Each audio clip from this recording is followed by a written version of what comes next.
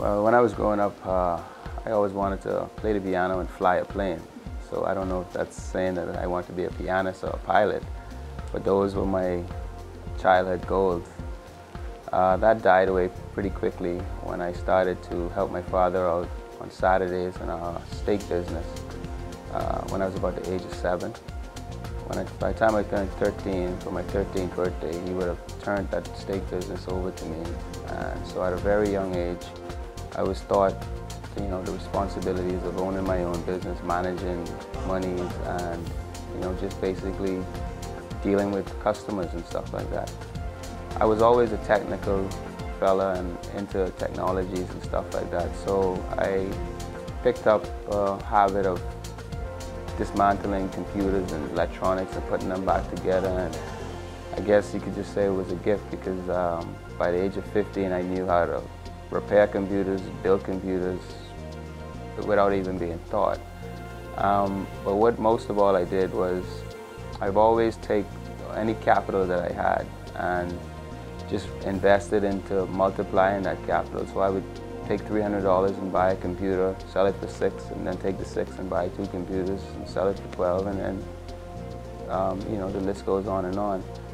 In my life, I've always prioritized and put business first in terms of my decisions and how I spend my money, and I splurged, after the fact, after I would have already gained enough capital to do so. I think I owe all of my success to being driven, being determined, and being a very, very hard, devoted worker. And I surrounded myself by the right people.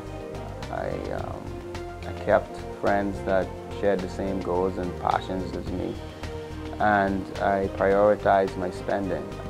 I didn't have any loans. I didn't have anyone leave me a large sum of money. It was just taking $300 and finding what can I spend this $300 on to make $600, and what can I spend this $600 on to make $1,200.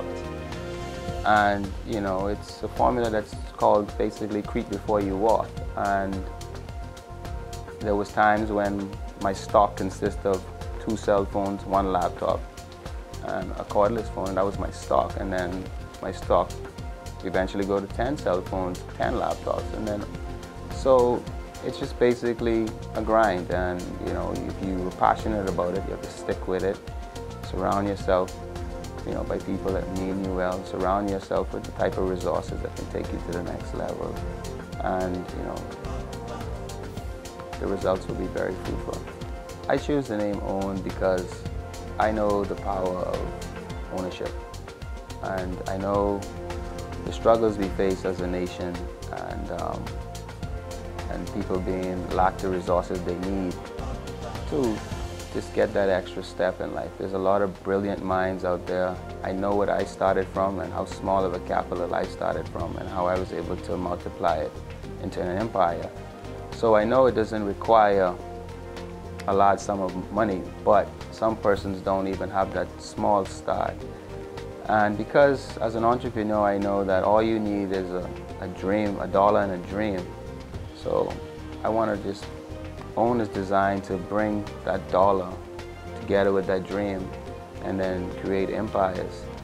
And one of the key focuses of OWN is the fact that I believe in Bahamians, and then the challenge that we're going to have is getting Bahamians to believe in themselves. And I think OWN is going to be a program that is just going to accomplish just that. Get Bahamians to believe in themselves, become that bridge between one's goals and what they can achieve.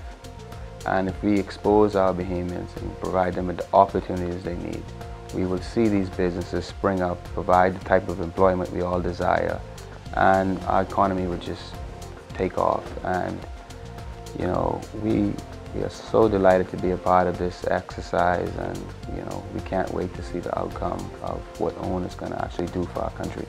I'm Sebas Bastian, and I want you to own your Bahamas.